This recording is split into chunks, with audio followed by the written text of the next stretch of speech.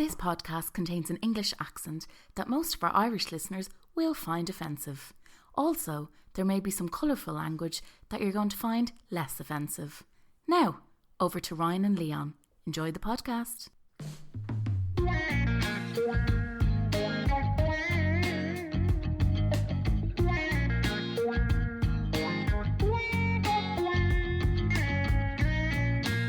Rap is poetry, and it isn't just, it's thought provoking, and there's thought behind it, and there's great writing in rap as well. You never hear rappers being compared for like the greatest rap writers of all time. You hear Bob Dylan, so is Biggie Smalls, like in a Hitchcock way. Some of the things that Biggie wrote. Rakim, listen to some of the things he wrote. If you take those lyrics and you pull them away from the music and you put them up on the wall somewhere and someone had to look at them, they would say, well, this is genius. This is genius work. What's going on, dog? Notorious. He is notorious. That was Jay-Z talking about rap being poetry. It is. What does rap stand for? Rhythm and poetry. On the money. Is that on the money? Yeah. On the money, yeah. Rhythm and poetry. There you go. Nice. I've got a confession to make. This might be the most in-betweeners thing about me. When I was at university, I had the Viva La Rock poster on my wall. The black and white one with Jay-Z with the arms as the diamonds. Yeah. I used to wake up in the morning at 20 years old and look to my left-hand side and see a bag of Walker's Crisps on the floor or whatever, and like half bottle of Lucasade, and then look and go, yes, Jay. Did you kiss him goodnight? Favourite Jay-Z song? Do you have one? I don't know. Lucifer's probably mine, I think. I think Lucifer, yeah. the morning. He did a few bangers with Kanye West back in the prime Kanye West days. 2007, 2008 Kanye West is top tier. Top tier. And him and Jay-Z were knocking about doing a few things. And the Watch the Throne kind of album, I think that is. They just were banging out. They did a lot of different songs, and it was just fucking unreal. So any song from that era, I think, is just magic. Yeah, agreed. Do you think so? Today, the reason we're talking about Jay is we're at Jay, you're an like he's up in my post on my wall. He's still on the wall.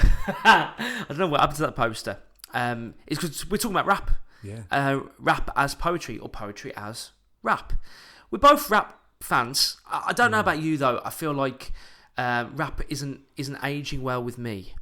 Do you think? Yeah, no, I don't think so. Yeah, I think because I love grime music and UK garage and UK rap, like the Streets and Kano and Gigs, and I guess like a couple of years ago you had the whole grime movement with Stormzy being quite popular again and Wiley coming back. But now, I don't know, maybe I'm just getting older, but it just doesn't really, apart from like rappers like Dave who are being a bit more, they're not talking about lasses and cash.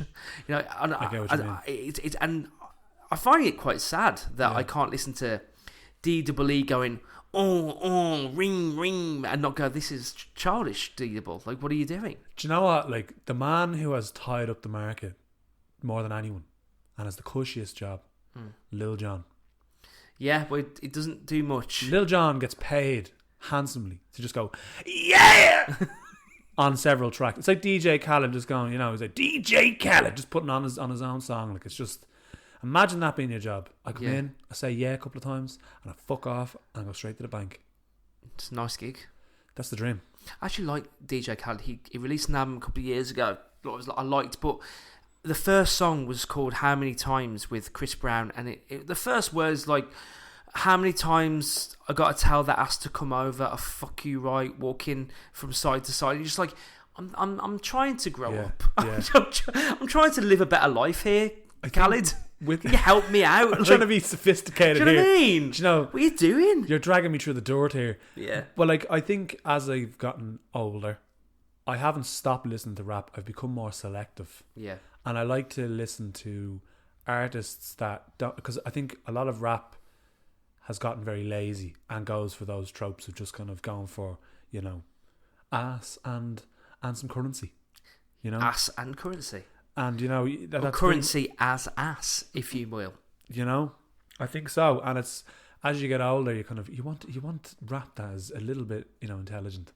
But like Biggie Smalls, as we spoke there, like his although he does go to that, he does also have some absolute fucking bangers and does drop some very heavy lyrics where it's like the flow and the way he stitches words together and he plays together with assonance and stuff like that, you know. Like Kanye West as well. Like Kanye West is probably one of the masters of assonance, of just rhyming vowels off each other rather than the complete words, and it's just like... And I think when he was good... Yeah. Yeah. Not was that Scoop De Doop song that he did a couple of years ago. Scoop De Doop, Scoop De Doop. What the hell are you doing? But he mixes rhyming with just storytelling. So like you were in Chicago in those early days when Kanye was releasing music, and actually now we talk about being more selective. I think you're selecting artists that are telling raw stories, but also just very smart references and kind of linking in rhyming schemes. So like you just get a bit more sophisticated, don't you, in your own age? But even like with, say, for instance, in Ireland, I'm sure you've heard of them, but they're the rap group Kneecap, which are rapping bilingually. They're using the Irish language, which is like as seamlessly that there's you could probably count on one hand how many people that can actually do that, and you could probably count only on one finger how many people who can do it well. Yeah, possibly two. There might be an act that someone might go, "What about them?" And but like Kneecap are probably they're at the forefront of bilingual rapping in that sense of using the Irish language, and it's smart lyrics as well that they use. It's great that they're popular because like not that they're in the same world as like I'm thinking about UK rappers like I don't know Akala, let's say, people that are just so smart. Like Akala's at Cambridge doing lectures, but I feel like his commercial success is held back because he's not interested in pushing out commercial music, and like because he's not that popular, he doesn't have like a following. He just has a following of people who just really like how smart he is and how good he is with words. You kind of don't hear enough about him. Where Kneecap seems to have matched cultural identity with unbelievable like lyrical work. Like the way they flow in and out between languages. Obviously, they both have to have a very fine grasp of both languages to do it so seamlessly, because if you're obviously speaking a different language, you have to put your other language hat on. And some people who do speak, who are bilingual, do find it difficult switching so quickly, but they just do it. Obviously, they're writing and you can rehearse it and stuff like that, but they can do it like to be so effortless between two people that are doing the exact same thing, like synchronized. It's fucking deadly, you know, the way they can do it. And it's taking the art form to a different level, I suppose. You know? Do you remember when the first kind of stories that you heard through rap when you were younger? Because I think people were either listening to Eminem or Tupac, I think, because we're about the same age. So like, what, in the early 2000s, late 90s, it was Tupac or Eminem really, until maybe you got into the streets, or I don't know what happened in Ireland around that time. Streets were huge as well. Yeah, the streets were huge, yeah. But I remember being like 8 or 9 years of age and thinking I was so deep listening to like Eminem, cleaning out my closet, or like I am whatever you say I am, and I'm like, yeah, like, you know, the world doesn't get me as an 8-year-old, you know. Sometimes I don't want to go to bed, you know. I have too much homework. Fuck you, Mom. I have to fucking practice my ABCs. I fucking hate this, you know. Joint writing, fuck that. We shouldn't have had the Marshall Mathers LP.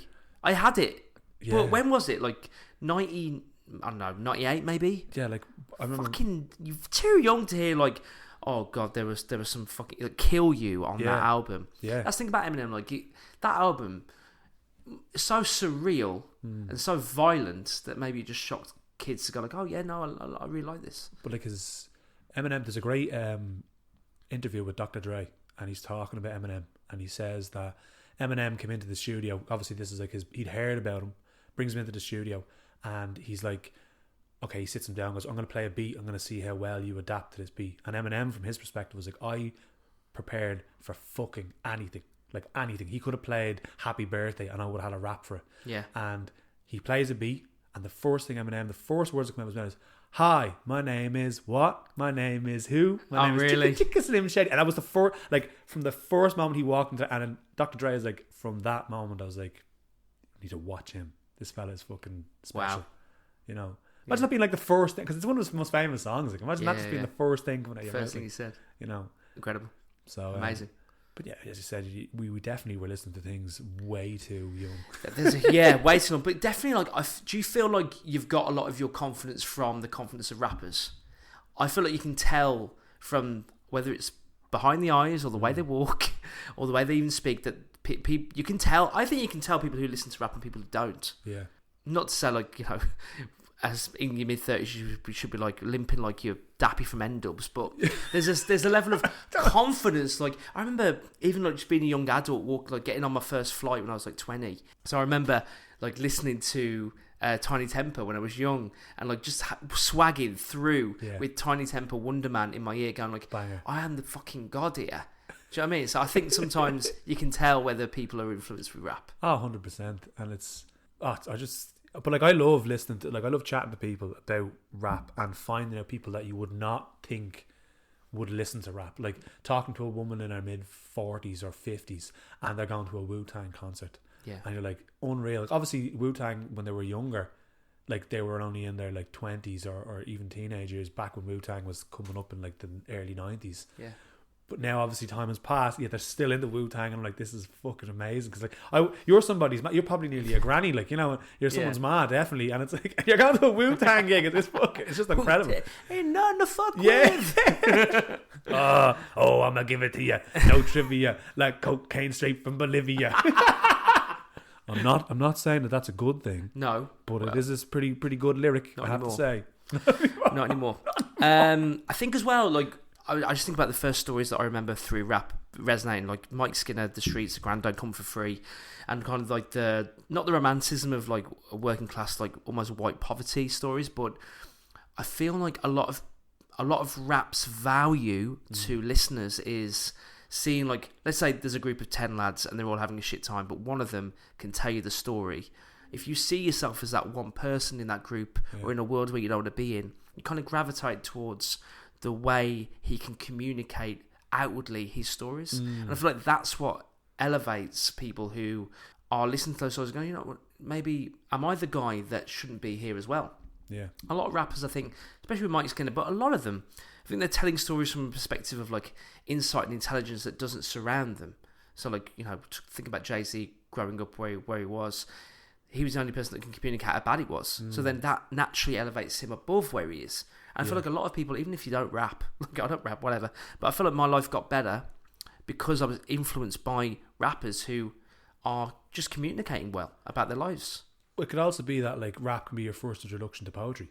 So as a teenager, it is, I think. And if you come from a certain demographic, you're not going to see like fucking Jay-Z standing on a street corner reading poems, do you know, or like Biggie Smalls used to sell crack, like going to a slam. No, he's not going to, you know, but rap is an outlet which is they're using the vehicle of poetry with a rhythm behind it, hence rhythm and poetry. Yeah. And they're making it accessible to people from demographics that would not necessarily find that poetry was accessible to them. And they're talking about things that you couldn't, the sound that they make and the voice that they have with the medium that they're using is something that's like you couldn't do with poetry alone. And once you put a beat behind something of like a poem or a sonnet or a lyric, whatever it is, it opens it up to everyone, and people that would find that like it's for like, you know, a lot of young men, angry men, they wouldn't listen, they wouldn't read Yeats and go, oh, I can resonate with that. No, they'd listen too much for Gap. They'd listen to Tupac, they'd listen to, you know, 50 Cent, they'd listen to Eminem, they'd listen to people like that and think, I can identify with this. And I can communicate as well. Communicate with this. Yeah. Speaking of communication, linguistic talent, we were talking about our favourite storytellers in rap and our favourite poets. I've got an English guy that I want to share, but I want you to share, because I like Kendrick Lamar anyway, but I'm not really up to date with what he's doing now, but I remember, I reckon like 2012 maybe, a good while ago now, that first album, To Pimp a Butterfly, came out with Bitch Don't Kill My Vibe and other tracks that were just so different to what we were used to at that time. Yeah. But like his newer stuff, he has more obviously later material, but there's a song from 2017, DNA. I want to do 2 verses from it. And I'm going to edit it slightly because there's repetition of words. So for anybody listening who has heard DNA, I'm just taking out some of the repetition because obviously if I was to read it as a poem, it'll sound a bit odd. Yeah. So these are the first 2 verses of DNA by Kendrick Lamar. I got loyalty, got royalty inside my DNA. Quarter peace, got war and peace inside my DNA. I got power, poison, pain and joy inside my DNA. I got hustle, though ambition flow inside my DNA. I was born like this, since one like this. Immaculate conception, I transform like this, perform like this. Was Yeshua's new weapon. I don't contemplate, I meditate. Then off your fucking head. This that put the kids to bed. This that I got realness. I just kill shit cause it's in my DNA. I got millions. I got riches building in my DNA. I got dark. I got evil that rot inside my DNA. I got off. I got troublesome heart inside my DNA. I just win again, then win again like Wimbledon I serve. Tell me something, you motherfuckers can't tell me nothing. I'd rather die than to listen to you. My DNA not for imitation. Your DNA an abomination. This how it is when you're in the Matrix, dodging bullets, reaping what you sow, and stacking up the footage, living on the go, and sleeping in a villa, sipping from a Grammy and walking in the building, diamond in the ceiling, marble on the floors, beach inside the window, peeking out the window, baby in the pool, Godfather goes. Only Lord knows I've been going hammer, dodging paparazzi, freaking through the cameras, eat of 4 daughters, Brock wearing sandals, yoga on a Monday, stretching to Nirvana, watching all the snakes, curving all the fakes, phone never on, I don't conversate, I don't compromise, I just penetrate.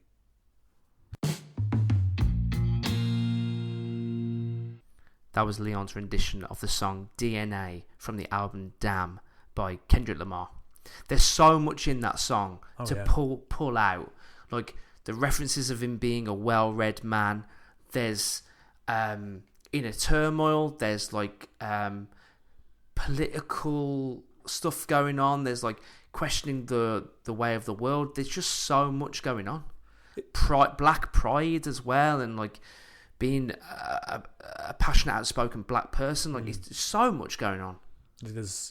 I think when, unfortunately with rap sometimes, because his flow is so fast, the lyrics don't land because it's like a machine gun of words. And if you were to listen to it slightly slower, now I know I cut out some pieces of that when I was reading it, just kind of to give a piece of the piece of the lyrics and stuff like that. But like if you read it, I'd recommend to anybody to just read that, like with the text in front of it, and absorb the words and be like, fucking hell, this is incredible. Like he's so good with his lyrics, and like the song is an absolute banger of a tune, and with the beat and stuff like that, and the flow is really, really quick and it's seamless and very, very good.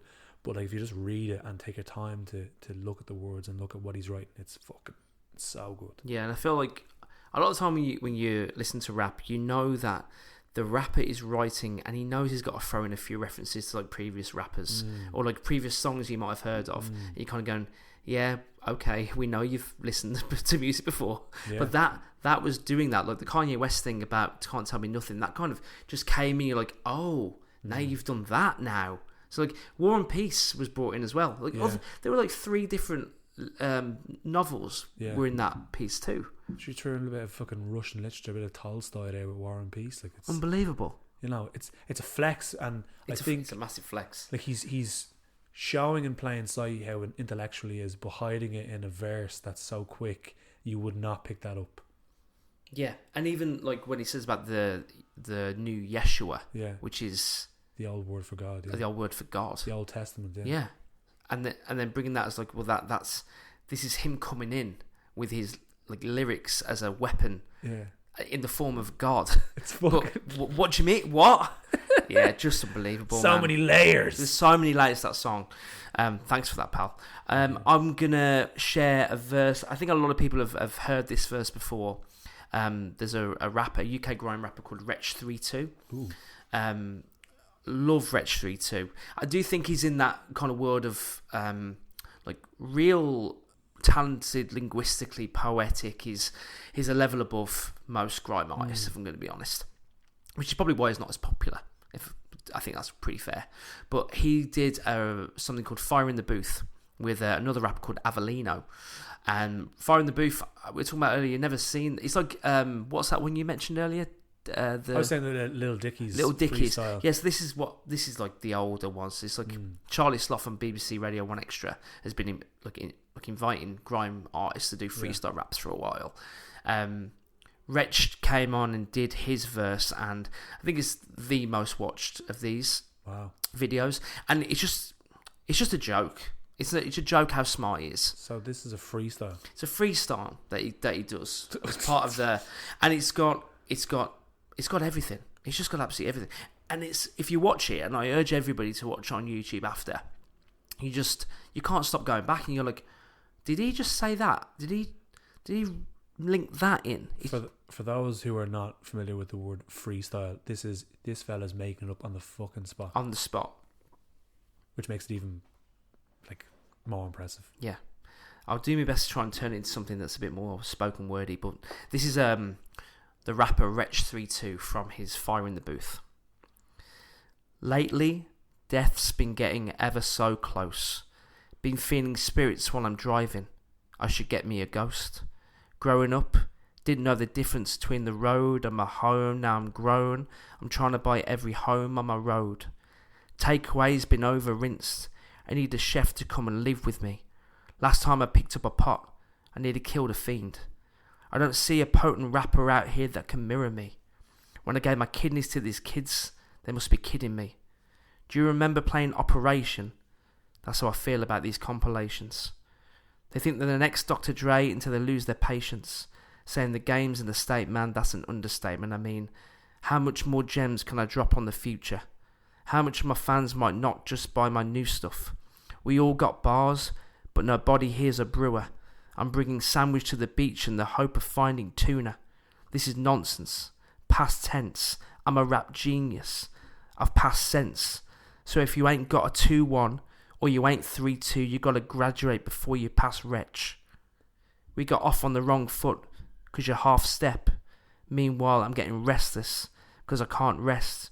21 hours I'm awake, the other 3 I'm in a daze, writing what to say with my last breath. Can you not hear the difference? Even when it's in your system? Every time I flip the script, I got a scripture. I've seen man go from the strip to the strip club. I'm trying to go from eating rich tea to the rich club. I used to want to go from the bits to the Brits, and then I realise it's a fix when your skin's dark. Should I do a Kanye and keep it Triller? Fuck that. Even when I lose, I'm the winner. I'm the people's champ. Let me thank the people who never get the point until they grab the needle.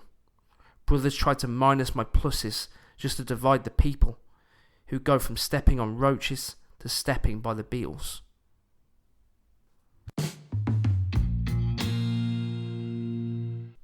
That was a freestyle rap from Wretch 32 from Fire in the Booth. What do you think about that? That's fucking ridiculous. Yeah. That's like if AI was a human and could actually rap. With a mind that remembered everything. Yeah, like that has everything. Political commentary, drug addiction, being haunted by spirits, and then linking that to like a fucking make of a car. Like, what are you doing? What are you doing? And even like, actually, everybody should watch that video. The guy who hosts the show, halfway through, I think it was even at that point, because there's more of it, and it's even better, the last stuff. He stops the show, he's like, do that again. Do that fucking again, and he does it all again. It's fucking brilliant. I'm actually like, I don't know how like to have written something like that down, to have rehearsed it and have it so polished is one thing, but to have made that up and just spat that out just on the cuff is like fucking incredible. It's insane. Yeah, it's insane. So rappers are poets. You wouldn't see WB Yeats down that. I don't think so. Fucking spitting bars off the top of his head. Imagine right by the bleeding wild swans of cool fucking off the top of his head. No, you wouldn't. Maybe Oscar Wilde could do it, but I don't think fucking WB I'd back Oscar above Yeats, to be honest. Yeah, him and his fucking departure lounge, just spitting bars. Don't bring that up again. Please don't do that again. Speaking of rappers, like, you know, we are blessed to have in Dublin, you know, many artists that mix forms, you know, and one of them isn't just one of the most talented spoken word artists in the city, but is also like rapper, and has been on stage and has rapped, and his name is Emmet O'Brien. Oh baby, like EOB started out as a rapper and then turned to spoken word after, so you can tell the way he gets up on the stage, the way he holds the fucking microphone and wraps it around his hand and all. It's just like he has that swagger of a rapper, but he's doing spoken word. That's what I was saying to you earlier. You can tell certain people have listened to rap. Even if he wasn't even a poet, he would still strut. Like, he fucking sells out the work. Like, what poet can sell out the fucking Workman's main room and it's like a rap show. Like, it's like people are. I remember when he was leaving to go to Canada, and it was the crowd were louder than the people on the stage. Like, they were heckling from the back of like. But it was almost like everyone felt that their voice was as important as the people on the stage, and it was mad. Like, you know, but the crowd were giving. It wasn't like they were just like saying like you're shy. It was like, no, they were shouting like encouraging things up to the people on the stage. It was wild. I was there. Yeah, absolutely wild. He's brilliant lyricist. Definitely. Great storyteller. He can take you from, a narky bedsit party to just the emotions of losing people, within a turn of a coin. So he's got that talent of just knowing where to take you, and it's up to him. He's the driver. I think I learned a lot from him. I think when you watch him perform, you understand that as audience members, you're staring at somebody to guide you. Yeah. And I feel like you need a proper captain at the helm when you do that. And he is, I'd say, the captain of spoken word poetry in the country. There is a magic there that Emma has. I remember when I first started performing, and the poetry itself was easy. Saying the poems came easy. But I remember having a chat with him and I was like, I find the in-between parts difficult. What do you say in between? And from watching Emma on stage, he blends, kind of like John Cummins as well. John Cummins does it where it's like he blends from performance into that kind of, he could be talking and you're like, oh, hang on, he's not doing the poem anymore, he's talking. And then before, as you realise it, he's back into another poem. Yeah. It's seamless. It goes in and out. He goes in and out of poems, and then sometimes you could be, you know, you don't know which is which, and it can keep you guessing, and that's what keeps people so engaged for fucking 40 minutes as he's talking. Yeah. That you're like, is he in a poem? Is he not? He's spitting out lyrics, and like, but he could be just talking. I don't know. Like, and it's there's showmanship. And if you ever seen like musicians, even like the more experienced ones who like are on stage, in between the songs, they don't know what to say. Yeah. Like, I think I've seen people that go like, thanks for that. We're going to give you this one. Yeah. Let's see if you remember it, and that's it. Like, yeah. Thanks for that. Or like, dickhead. band rule number 1. Just mention, are we all right? Random city that we're playing. They hear the crowd cheer. Okay, this is our next one, and that's what they do. Yeah, and that's all we've got as an influence to figure out how to put together a set. Yeah. So you have to almost learn how to be comfortable. Just, like you said, just bringing people on a journey just by speaking, because you can't just go sound. Yeah. Here's the next one. Yeah, exactly. Doesn't work like that. You need to have like a kind of, if you're doing Emmet doesn't see it as individual poems. He sees it as one big performance. That's the way he operates. It's like he will put together a set list, but he'll work on the in-between parts just as much as the set itself. So that's why the whole show is a show and not a collection of poems being read out or being performed. Mm-hmm. And that's something to kind of watch. But his lyricism is brilliant. He, coming from a rap background as well, he can spit out bars just as easily as anyone else can. And his poems are very, very intricate. Also, he writes fucking like 7.5 minute poems and knows them. Yeah. Like I just don't know how he does it. Like, how he remembers all them fucking words. I don't know. I don't know how we pick one to share, because he's got a lot that you'd if you think of his name, you think of like the North Side. You think of the love poem that he does about love notes, and there's loads. One of those Grandad as well. Love Like a Star. Which one are we sharing? I have a page poem for you here, which is actually, so I'm not going to do a 7.5 minute rendition of something that Emma can do better than me. Yeah. I'm going to do a short poem that he wrote. So it's page poetry. So we're going to look at it. And it's actually untitled. So this is a short piece, untitled. Across mountain tops and seabeds are tales of immeasurable proportions that whisper a lullaby, lulling one to a state of placidity, placing egos safely on a doormat before entering a shrine. Stories have kept this heart beating as they ebb and flow through veins and arteries. Authors and harmonies, accents and vocabulary, vernacular used as artillery, as we fire flowers through space on this sacred day. The equinox left time as a surrendered concept, for that is all it is ever destined to be. Once that has been understood, it can bend your perception of the world. Definitions are Chinese whispers echoed into the cavities of writers. Allow the wind to pass through me. Allow me to pass the breeze to the next.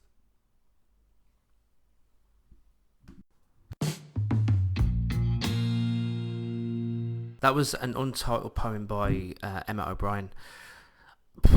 Makes you think of a lot of things, doesn't it? That you're part of the forever and never-ending nature of people that say things and write things, and it's almost impossible to know whether or not the things that you say and write will blow up into the wind, up into heaven, or land into people's ears. You just don't know. It's just being part of that movement, would you say? Yeah, but like, listen to definitions are Chinese whispers echoed into the cavities of writers.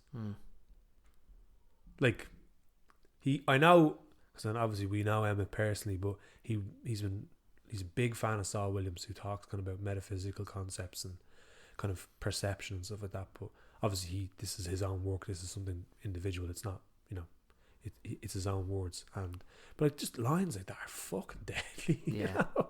Like, really smart. Yeah, very, very smart. And capturing like just little things like that. But obviously seeing Emmet perform live has to be done but as I said, his page poetry is just as good as his performance. Yeah, absolutely. And if you haven't seen Emmet live, give him a follow on Instagram. We'll share his socials later on for anyone who doesn't know him. And you have to go. You just have to go. He's actually gone. He's organising a European tour soon. So people that are in other countries than Ireland will be able to experience EOB in the flesh. There you go. A pleasure. You never know. He might drink cans with the audience. He tends to do that quite a lot. Yeah, he does. He's like a rapper in a poetry scene. I don't understand. Like, he stage dived a fucking poetry festival. Yeah, I heard about that. He was at Body and Soul in 2018. Him and the poet Jeff, also a great poet. Yeah. And he turns to Jeff and goes, I'm going to stage dive. And Jeff's like, don't do this. This is a poetry gig. And he goes, I'm going to fucking stage dive. And he jumped. And Jeff goes, and he jumped. And they caught him. They caught him. And he goes, to this day I regret not doing the same thing. And he was fucking crowd surfing at a poetry gig. Who the fuck does that? Nobody does that. Except Emmet O'Brien. No. That's not going to happen at the events that you run at the library. I think we'd be barred if we did. Speaking of having the pleasure of seeing people live, I'm going to share... let's talk about the work of Jimbo, or James W. Dillon, as people that wouldn't be aware would know him. He's a man on a mission. Well, he is a man on a mission, yeah. He's changing it one hat at a time, this world, isn't he? Yeah, he is, yeah. His mission is to... make Ireland grand again. I think he's succeeding. I think so. I think he is succeeding. He's funny, but he's got, like, he's read, you can tell, like, he's read so much and lived so much that he could pull metaphors and references from history, from popular culture, from modern life, and just put it all, he just puts everything all into his work, and I just love watching him perform. He's also the best fan you could. When we go to like anything, I would watch Jimbo rather than watch the stage, because watching Jimbo react, because Jimbo's everyone's biggest fan, and he gives to the scene so much that he's taken over Dublin's finest from Emmet. When Emmet went to Canada, he took it over with Julie, and he gives so much to the scene, but is also a great part of the scene as well. Yeah, for sure. Yeah, absolutely. Yeah, he's such a good person to have in your corner, but also just like a brilliant performer as well, like himself. Yeah. And I've seen him so many times now, but there are some bangers. I couldn't possibly share his greatest, probably the greatest poem of modern times in Ireland, Make Ireland Grand Again. But there are other poems, like I saw him down at EP last year, and he did a poem about nurses. And actually, I was on holiday in Gran Canaria, and me and the missus were out there, and we had met two nurses from Cork. And as you do in like holiday, when you share a table because there's no other seats, get to chatting, and they were both nurses. And I shared the poem with them, and they were just blown away. And then I told Jimbo what I'd done, and he was like, "That's incredible." So like his words, and it's a supportive message to all nurses really about how they should be getting paid more and treated with more respect and like being treated better. And people in that industry they loved it. They were just like, this is giving me a lot of like love that they probably don't get in their work. So he's not just making Ireland grand again. No, he's not. But he is also being very funny in a lot of his work, and I'm going to share one of the funniest poems that I've seen perform, but also you rarely get poetry that gets everybody pissing themselves. Yeah. And when he did this on Emmet's gig as one of the support acts, My Fat Friend, the whole place were losing their mind. And I was as well. So I'm going to do this for you. This is My Fat Friend by James Dillon. My fat friend helps me achieve great highs, mostly when he's on the opposite end of a seesaw ride. He's been told multiple times that he might die if he doesn't change his diet. That's been slowly killing him or sustaining him his whole life. So it's with a heavy heart I'm writing this, reminding him that not only is his heart heavy, but the combination of fat might just compress it to the point the pressure makes a diamond, then the pain subsides. Probably only right because he's a diamond. Well, that's how he's seen in my eyes. He's friendly with all the girls in the checkout line. Knows the jingle to every food advertisement that has a catchy rhyme. If he doesn't order pizza for more than 2 days, they call round to his place to make sure he's okay. The local chefs know his face and know his reviews carry weight. Quite like his belt and suspenders combo, they keep that gut in a static state. If they were to break, that tummy would tumble at an amazing pace, and fissure made would cause him to fall in, just to get stuck at the waist. Always finishes every dinner. He's the one who recommended XXXXL t-shirts to those who could eat bottomless chicken wings the quickest. His cheesy grin can be seen immortalised in the winner section of every conceivable cuisine. Only gets angry if he goes unfed. He lives at the plateau of an inverted pyramid, wins every food fight. Enough left on his bids to sustain a rugby team for a fortnight. His cholesterol cells have been banded together, and one day they plan to fight the white. Has to stay on the ground floor for evacuation plans. He doesn't fall. He has a fall. The tea towel he uses to wipe his brow needs to be wrung out then hung out. The breeze would carry the scent and make you think every chipper in the area got an advance on their rent. He can cook for himself, but best believe it's going to be greasy and covered in cheese. Discount codes are this man's riches. His pins and needles, more like spears and stitches. Spends more money on disposable Delf and is the only house in the area. You won't find cookies on the top shelf. He likes the more sweaty Elvis. His own pelvis resembles a Yankee candle with glass that's cracked and let bits spill out when it's melted. When he smiles, it shows on all chins. Sometimes I let him hide my cans in his fat folds, so when we're going out anywhere, he can sneak them in. Man versus food, but food's fighting back. Health problems higher than his pancake stacks, but he's big and beautiful, with an hourglass figure. It's just his time is running out, quicker and quicker.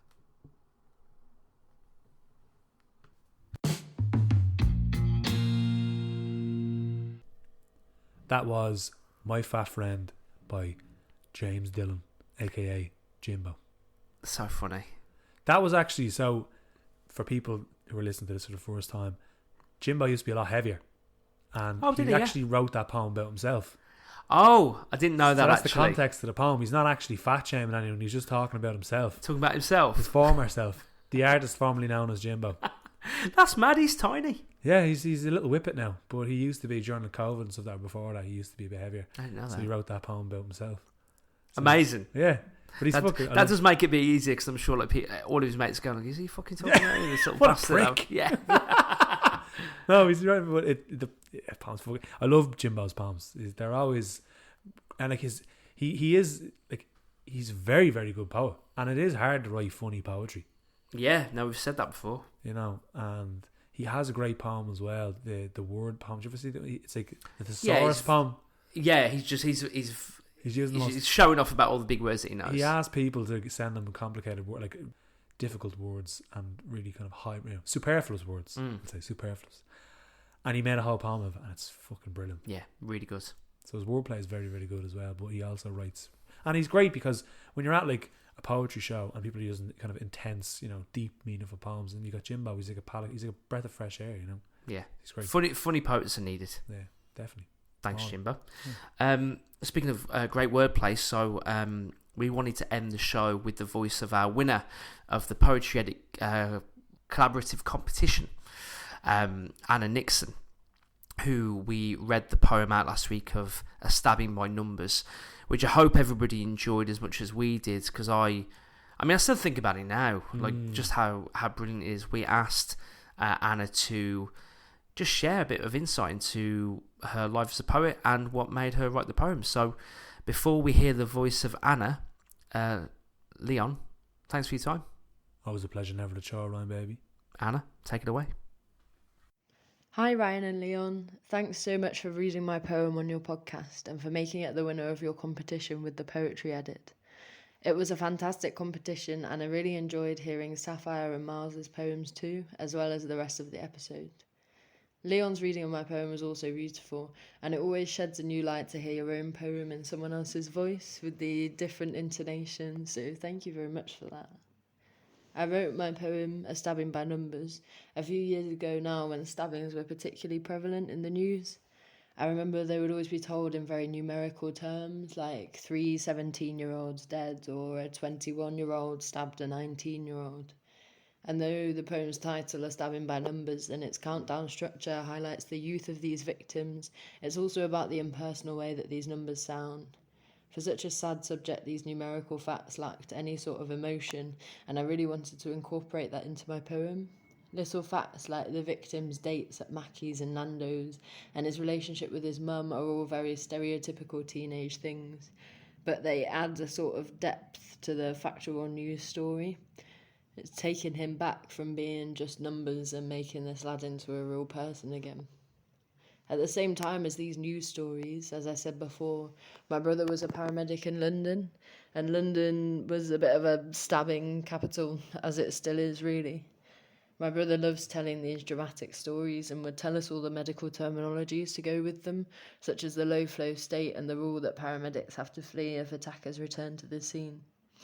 This rule particularly stood out to me, like, how heartbreaking is it to have all the tools to save this young person's life and just having to leave?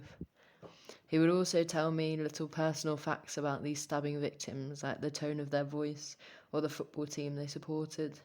And it just really shed a light on how young and vulnerable each and every one of these victims are, but also the fact that the people who stabbed them are often victims in their own way too.